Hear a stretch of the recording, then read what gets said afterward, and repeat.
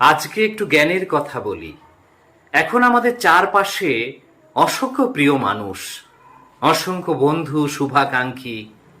কিন্তু আমরা তো জানি প্রকৃত বন্ধু বা শুভাকাঙ্ক্ষী বোঝা যায় বিপদের সময়। একটি গল্প মনে পড়ে গেল, পুরনো গল্প, আপনাদের সঙ্গে শেয়ার করতে ইচ্ছে হলো। এরকম বাদল দিনে পুকুরে নতুন জল হয়েছে, একটি ব্যাঙের সঙ্গে আর একটি ব্যাঙের বিয়ে হয়েছে। তখন পুরুষ ব্যাঙটি বলছে, কেকার কেকার কেকার কেকার। নারী ব্যাঙটি তার উত্তরে বলছে, তুই মোর মুই তোর, তুই মোর মুই তোর, তুই মোর মুই তোর। চমৎকার উত্তর। পুকুরের পাড়ে ছিল একটি সাপ। সাপ শুনতে পেয়ে ভাবছে একই সঙ্গে দুটো খাবার গেলে নিশ্চিতভাবে একটি তো পাবই। সাপ তৎক্ষণাৎ গিয়ে পুরুষ ব্যাঙটিকে ধরেছে।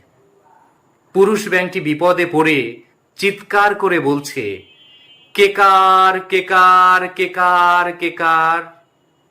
নারী ব্যাঙটি অনেকটা দূরে সরে গিয়ে বলছে, যে যার সে তার, যে যার সে তার, যে যার সে তার। সত্যি, যে যার সে তার।